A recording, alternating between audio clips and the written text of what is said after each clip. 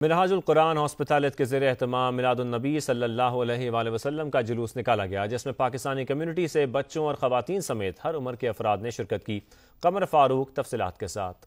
جلوس کے شرکا منہاج اسلامک سینٹر اسپتالیت سے ہوتے ہوئے واپسی اسی جگہ پہنچے۔ جلوس کا باقاعدہ آغاز تلاوت قرآن مجید اور نعت رسول مقبول صلی اللہ علیہ وسلم سے ہوا۔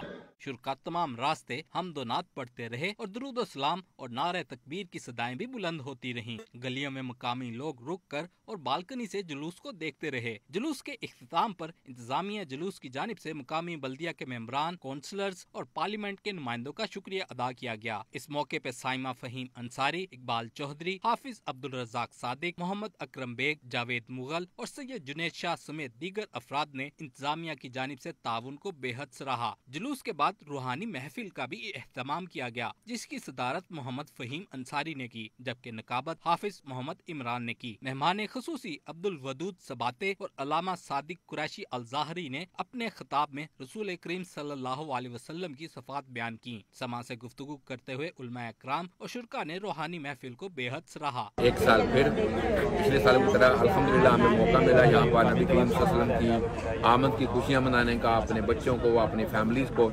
اور بالخصوص جو پیغام جا رہا ہے ہمارے ہمسائیوں کو، جو مقامی لوگ ہیں وہ کھڑکیاں کھول کھول کے دیکھتے ہیں، ویڈیو بناتے ہیں، تصویریں بناتے ہیں، تو وہ یوز ٹو ہو رہے ہیں کہ یہاں پر مسلمان جو کچھ کر رہے ہیں، اپنے نبی کی آمد کی خوشیاں منا رہے ہیں۔ یہ آہستہ آہستہ یہ ایک ایسی ایکٹیویٹی ہے جو جس طرح مقامی ایکٹیویٹیز ہوتی ہیں اسی طرح کا روپ ڈال رہی ہے۔ سب کو بہت بہت مبارک ہو حضور کی آمد کا جشن۔ عالم اسلام کو آقا کریم صلی اللہ علیہ وآلہ وسلم کی ولادت باسعادت کی خوشیاں مبارک ہوں۔ آج اسپتالت کے ایریے میں منہاج القرآن انٹرنیشنل اسپتالت کے زیر اہتمام میلاد النبی صلی اللہ علیہ وسلم کا جلوس تھا۔